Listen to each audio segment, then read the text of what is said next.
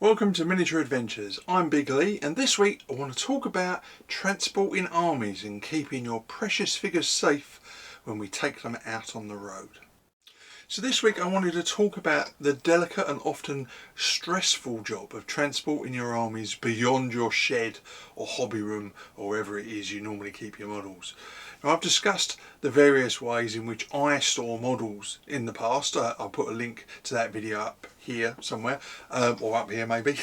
But today I wanted to concentrate more on how we get models to and from venues such as clubs, shows, tournaments, or just to a friend's house for a game. And before I get to the topic, I wanted to tell you a story which will chill the blood and quite possibly give you nightmares. Many years ago, probably in the early 80s, my mates and I learned about a role-play gaming club which met at the local football stadium every week. We were newly into Dungeons and Dragons, and I was the only real painter in the group, focusing of course on character models, monsters of one kind or another, and of course my first ever dragon. Now, my painting skills were basic back then, but I was learning and I was rather proud of my efforts, and all the time little knowing that I would still love figure painting 40 years later. So anyway, my group of mates and I walked halfway across the town to the club hall and took part in a D&D pickup game.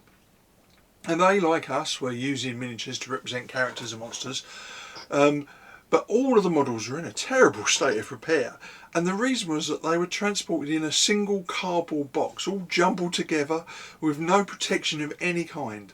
Players were literally rummaging through the box, tossing models back in until they found something they needed. Now, even at that early stage in my hobby and painting life, I was horrified by the club's handling of their miniatures, and it made a deep impression on me that has lasted to the current day. I'm still traumatised by that experience. So when I say that I aim for zero damage when transporting my miniatures, you know where that particular foible comes from. Now, I'm sure I'm not alone when saying that transporting your miniature armies that have taken months, if not years, of painstaking work to create and paint can be nerve-wracking for any wargamer. Whether you're a seasoned player or someone who's just getting started, you know that miniatures are more than just gaming pieces. They're works of art, personal projects, significant investments of both time and money. So moving them from one location to another safely is a priority. Now, the last thing you want is to arrive at a show, tournament or game night only to find that your carefully painted miniatures are chipped or broken. So having decided that you want to treat your miniatures with the same care you would a Fabergé egg, the next question is, what are your options? Now, a popular choice, and one that I've used myself in the past, are of course foam lined cases, but it has to be said they're not always cheap. I mean, there's little doubt that they are ideal for relatively small numbers of figures, as it keeps them secure and minimises movement during transit. But can you imagine having an army of several hundred, if not thousands of figures, each individually cosseted in its own little foam slot? For starters, figures and figure poses mean that these generic foam systems don't always hold your miniatures either as tightly as you'd like, or they're too small for that bayonet or pike that's sticking out at a funny angle. And there are of course customised foam trays designed for particular game systems, but again I come back to the issue of cost. I guess it's worthwhile if you have just one army that you're going to invest in, that isn't going to change much, that you're going to play for many years. But if you're anything like most historical wargamers I know, then you're a bit of a butterfly, and your collections will change and evolve over time. Spending almost as much as the models on foam transport worthwhile if in a few years' time you need to change it all for your next project.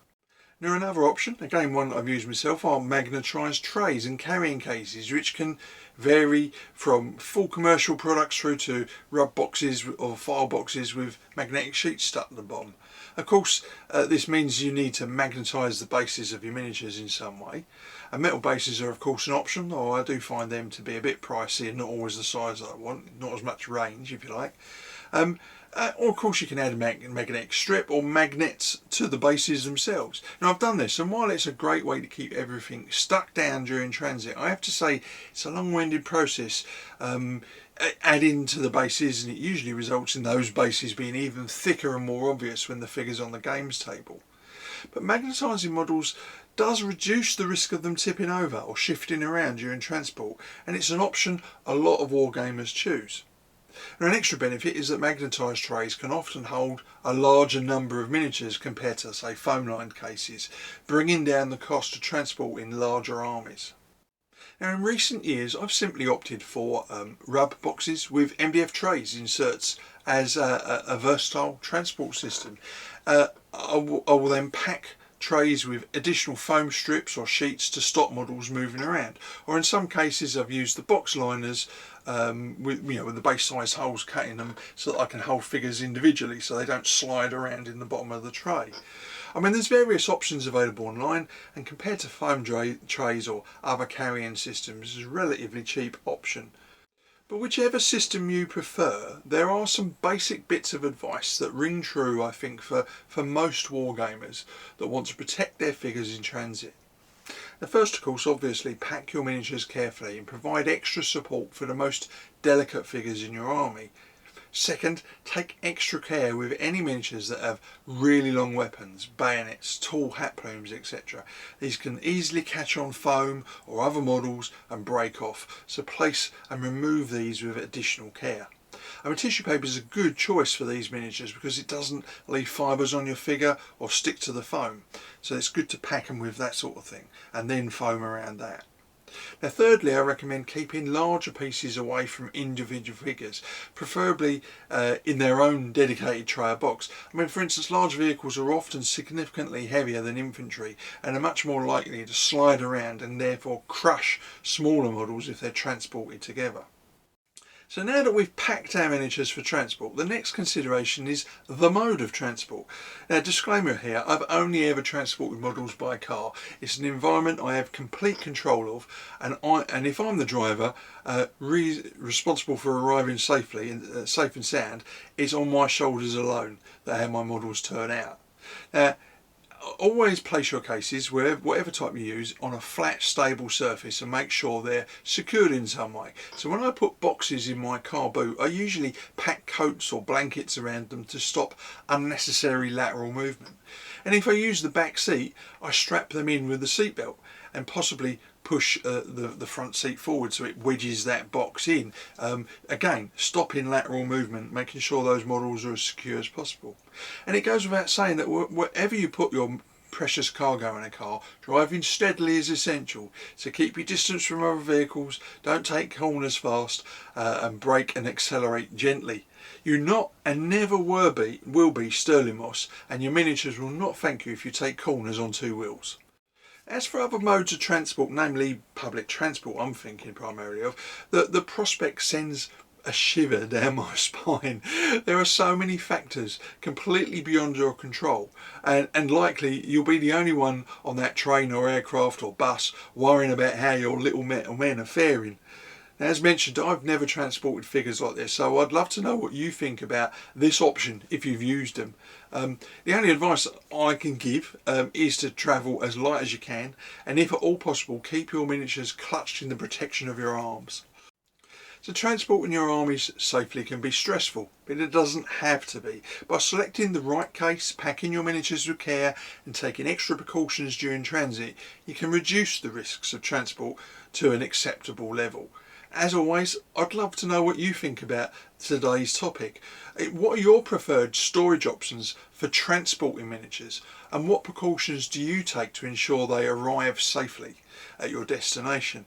And if you have transported armies on public transport, I would really love to hear about your experiences, the good and the bad, in the comments below. So we've got time for a hobby update, and no painting again this week apart from a little bit of priming, but I've been preparing for a number of upcoming games with the rejects. Now, one of these is taking place today as the video goes out, and hopefully I'll be able to report back on that later in the week. And my follow-up game to Test to Resolve is back on the schedule for November, having been postponed last month. I have an alternative Bosworth what-if scenario I want to explore with the lads, and I'm looking forward to seeing how much of the rules they and I remember. Now, I've received a few more of the photo books that I mentioned a couple of weeks ago. So in addition to the Bosworth book, I now have done one on the Foreign Legion game I ran a few years ago and the Rorke's Drift solo game, video of which can be found elsewhere on the channel, by the way. If you I've a couple more of these at the draft stage, and I'm pretty chuffed with how they've turned out. Now I just have to strategically place them where the family and visitors will see them, and after flicking through the books, bask in their adulation. I should be so lucky. Probably not going to happen, but at least I get a nice record of my hobby as a keepsake. Now, I have been working on something else and reading lots of related material, but it's a top secret project and it's going to be a while before I can really talk about it. All I can say is it's a collaboration with a friend, and I'm rather excited because I'll be reaching beyond my normal comfort zone in lots of different ways. Yes, I'm aware I'm being a tease, and no, I'm not saying anything anymore. But I just wanted to let you know that my apparent lack of hobby activity this week isn't because of a lack of mojo. If anything, it's the complete opposite. So that's it for this week. As always, please join the conversation in the comments below. And of course, if you enjoyed the video, please like, subscribe and share, because it really does help grow the channel and our community of miniature adventurers. So until next week, stay safe, keep gaming, and of course, keep rolling on.